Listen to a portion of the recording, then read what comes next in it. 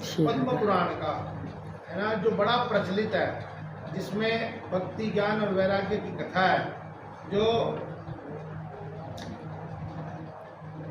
उसी को गाया जाता है। लेकिन एक स्कंद पुराण का महात्मा भी है, उसमें जो कथा में वर्णन आता है, उसमें गोपियों को जब भगवान स्वधाम चले गए, उद्धव जी ने उनकी सारी पत्नियों को यमुना जी के किनारे बैठकर भागवत को पढ़ा। उसका यहाँ बहुत कम प्रचलन है उस महात्मा का, लेकिन वो रसमय महात्मा है। लेकिन जो प्रचलन अनुसार भूत प्रेत, जिसमें प्रेतों की पितरों की सतगति के लिए है, वो बताई गई बात है, उसका वर्णन ज़्यादा किया जाता है। तो जो क्रम है, उस क्रम से उसका वर्णन करेंगे। कथा दो तरह से गाई जाती है, एक व्यास पद्धति से और एक नारद पद्धति से, है ना। तो हम व्यास पद्धति में संगीत नहीं होता है, लेकिन नारद पद्धति में संगीत भी होता है।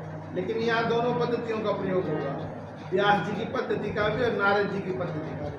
बीच बीच में थोड़ा थोड़ा संकीर्तन भी करेंगे, जिससे क्या है कि भगवान की बड़ी माया है, और जब भगवान का नाम बटा तो सबको भगवान का नाम मिला, तो नींद रह गई, नींद को नहीं मिला। उन्होंने कहा महाराज हमें आपका नाम नहीं मिला। भगवान ने कहा जहाँ मेरी कथा संकीर्तन हो तुम चले जाना।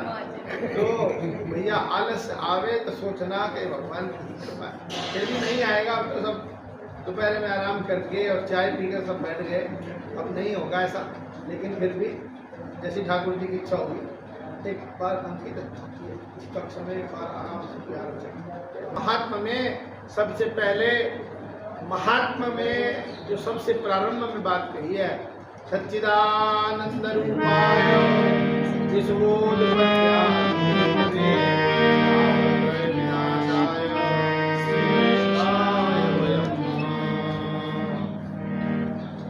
भगवान की महिमा प्रथम श्लोक में महात्मा में ही कहते हैं।